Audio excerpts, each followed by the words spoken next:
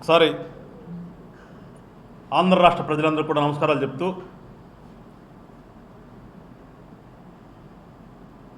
సాక్షి channel వాళ్ళ నిర్వాకాన్ని ఒకసారి మీరందరూ కూడా గమనించాలని చెప్పేసి ముందుగా రాష్ట్ర ప్రజలందరినీ కోరుకుంటూ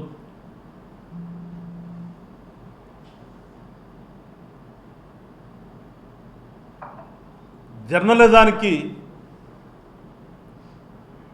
తిలోదకాలు ఇచ్చినటువంటి ఒక పనికిమాలిన ఎదవ ఆ సాక్షి ఛానల్లో పెద్ద ముత్తైదులంటూ కూర్చుంటాడు. వాస్తవానికి ఇట్లా మాట్లాడటానికి నాకు కూడా కొంచెం ఇబ్బందిగా అనిపిస్తుంది. కానీ ఆ కొమ్మినేని సీన అనే ఎదవ వాడికి తోడు వాడెవడ కృష్ణరాజట. ఈ ఇద్దరు ఎదవలు కూడా నిజంగా ఎట్లా పుట్టారో అనేది నాకు అర్థం కావట్లేదు. మనిషి జన్మ ఎత్తటం అంటే ఒక అర్థం ఉంది.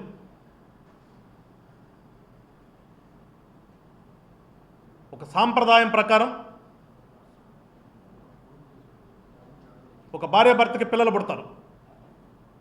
మరి ఈ ఇద్దరు కూడా ఎట్లా పుట్టారు అనేది ఈ ఇద్దరు సన్నాసులు ఒకసారి వాళ్ళ అమ్మగారు నాన్నగారిని బతుకుంటే ఒకసారి అడగాలి.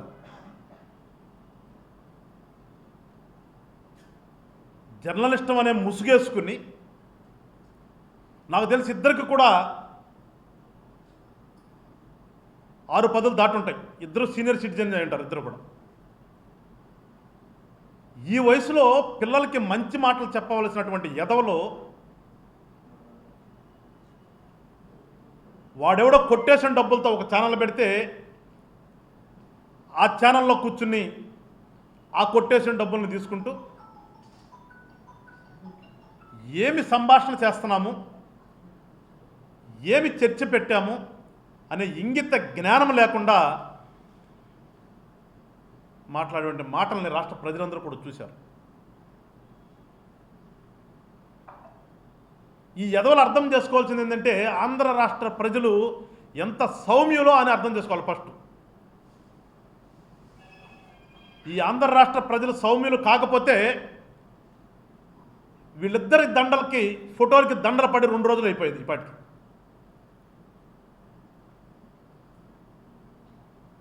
అన్నం తినేవాడు మాట్లాడినటువంటి మాటలు మాట్లాడావా కృష్ణరాజు? నువ్వు అమరావతి రాజధాని గురించి నువ్వు మాట్లాడుతున్నావంటే నువ్వు నిజంగా ఏం తింటున్నావు పొద్దున లేచి? అమరావతి రాజధాని ప్రాంతంలో ఉన్నటువంటి వ్యక్తిని నేను. అది నా అమరావతి. ఈ ఆంధ్ర రాష్ట్రంలో ఒక పౌరుడిని నేను.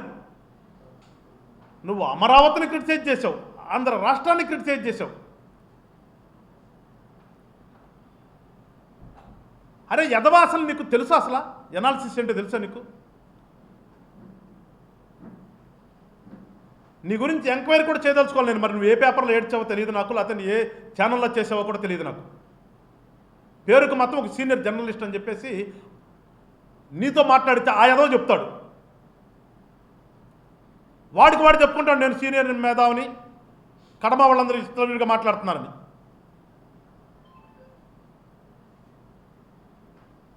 అసలు దేని గురించి మీరు చర్చ పెట్టారు నిన్న? ఎవడైనా మాట మాట్లాడతాడా? రాజధానిని అమరావతిని పేరు పెట్టిన తర్వాత ఒక పోలిక. మనం పురాణాలను నమ్ముతున్నాం కదా. పురాణాలను నమ్మినప్పుడు పురాణాల్లో ఉన్న పదాలని దేనికన్నా అవసరమైనప్పుడు కోడి చేస్తుంటాం. ఉన్నటువంటి సందర్భాన్ని బట్టి ఆ వాడుకని కంపేర్ చేస్తుంటాం, పోలిక చేస్తుంటాం. ఎవడన్నా ఏదైనా మాడికే తినంగానే అమృతంలో ఉందని అంటాడు. అమృతం టేస్ట్ చేశారు మీరేమన్నా? అమృతం ఎట్లా ఉంటుంది మీకు ఎవరికైనా తెలుసా? లేదు, ఒక మంచి ప్లేస్కి పోతే అబ్బా స్వర్గంలా ఉందంటాం. ఎప్పుడన్నా స్వర్గానికి పోయాను నువ్వు? ఎవడన్నా స్వర్గం ఎట్లా ఉంటుంది మీకు తెలుసా? మీకు ఊహే కదా అంతా. అట్లనే దేవతల రాజధాని అమరావతి అనేది మన పురాణాలు చదువుకున్నాం కాబట్టి ఇక్కడ ఆ పేరు పెట్టాం కాబట్టి ఆ కంపేర్ చేశారు దానికి. ఏం మాట్లాడతావురా దానికి నువ్వు? రాజధాని చుట్టుపక్కల వేసులు, ఆంధ్ర రాష్ట్రం అంటే వేసులు, ఇదా నువ్వు మాట్లాడాల్సింది? ఎరా సన్నాసి, అసలు అమరావతి రాజధానిలో ఉన్నటువంటి ఊర్లన్నీ కూడా ఎంత పరువు ప్రతిష్టలతో బతికే ఊర్లో నీకు తెలుసా? నీకేమన్నా నీ పిల్లలు ఉన్నారు అసలు నీకు? పరువు ప్రతిష్టతో ఉన్న ఊర్లు కాబట్టే రాష్ట్రానికి త్యాగం చేశారు వాళ్ళు భూములు.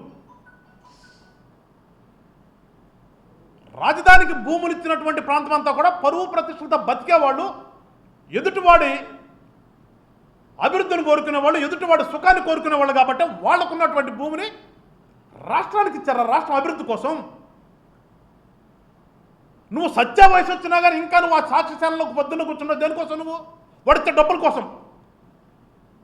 నీకు కాటికి పోయేటటువంటి వయసు వచ్చింది నీకు, కానీ పొద్దున్న ముఖానికి పౌడర్ కొట్టుకుని అక్కడ కూర్చుంటున్నాను. దేని కూర్చున్నాను? నీకు ఇంకా డబ్బుల మీద మమకారం తెచ్చిందరా నీకు. వాళ్ళకు ఉన్నటువంటి కోట్ల ఆస్తిని వదులుకున్న ప్రాంతం అది. అలాంటి వాళ్ళ గురించి ఆ ఎదవ మాట్లాడుతుంటే కూర్చున్న ఎదవ నువ్వు ఏదో మాట్లాడతావు. నువ్వు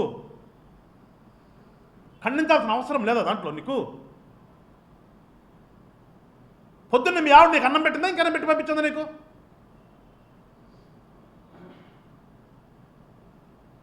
అరే ఎన్న మాకే ఎంత ఆక్రోశం వస్తుంది. రాష్ట్ర ప్రజలందరిని అన్నావు కదా నువ్వు. నీ ఛానల్ ద్వారా మీరిద్దరు కలిసి కూర్చుని రాష్ట్రం మొత్తం అగ్రస్థానంలో ఉందంట. అసలు ఎయిడ్స్ అనేది ఎప్పుడో మర్చిపోయారు జనం. అది ఒక జబ్బు లాంటిది. మీ నాయకుడు చెప్పాడు కదా, కరోనా వస్తే ఏముంది దాంట్లో పారాసెటమాల్ అని. అట్లానే ఒకప్పుడు వచ్చింది, దానికి కంట్రోల్ చేసుకుంటున్నారు. అది ఎక్కడెక్కడ తిరిగి వస్తారా సన్నాసులారని. అది ఎక్కడెక్కడ వచ్చింది దాన్ని పట్టుకుని వచ్చి నువ్వు ఆంధ్ర రాష్ట్రం మొత్తం వేసేవాటిగా అమరావతి అంత వేసులతో ఉన్నది. అరే మిమ్మల్ని ఇద్దరు నిజంగా చంపేస్తున్నా కానీ పాప అనేవాళ్ళు ఉన్నారా వాళ్ళ రాష్ట్రంలో? నేనైతే కోరుకుంటున్నాను, ఒక పార్టీ వ్యక్తిగా తీసి పక్కన పెడదాం, ఈ యొక్క రాజధాని ప్రాంతంలో ఉన్న వ్యక్తిగా, ఈ ఆంధ్ర రాష్ట్ర పౌరుడిగా నేనైతే చెప్తున్నాను, మీ ఇద్దరిని కూడా చంపేయాలి. నిజంగా మీరిద్దరు బ్రతకటానికి అర్హులు కాదు. మీరు చేసినటువంటి ఈ తప్పిదానికి మీకు ఏమైనా కించిత్ పౌరుషం ఉందా, జ్ఞానం ఉన్నా ఇద్దరు సూసైడ్ చేసుకుని చావాలి. మీరిద్దరు ఊరేసుకుంటారో, కృష్ణానది దూకుతారో, లేదా ఇంకోటి రైలు కింద పడతారు. ఏదైనా కానీ మీరిద్దరు కూడా చచ్చిపోవాలరా. మీరిద్దరు కూడా మిమ్మల్ని మనుషులని ఎవడారు అంటాడు మిమ్మల్ని. ఈ రోజుకి కూడా ఇంకా కూడా నువ్వు మాట్లాడినప్పటికీ కూడా నీ మీదకి వచ్చి తన్నకుండా నిన్ను చంపకుండా ఉన్నారంటే ఆంధ్ర రాష్ట్రంలోని ప్రజలు రాది. ఆంధ్ర రాష్ట్రంలో ప్రజలకు ఉన్నటువంటి మమకారం, ప్రజల పట్ల, ఆంధ్ర రాష్ట్ర ప్రజలకు కానీ అమరావతి ప్రజలకు కానీ దేశం పట్ల రాష్ట్రం పట్ల ఉన్నటువంటి ప్రేమ, ఎందుకు పనికిరానటువంటి ఎదవలు మీరిద్దరు కూర్చుని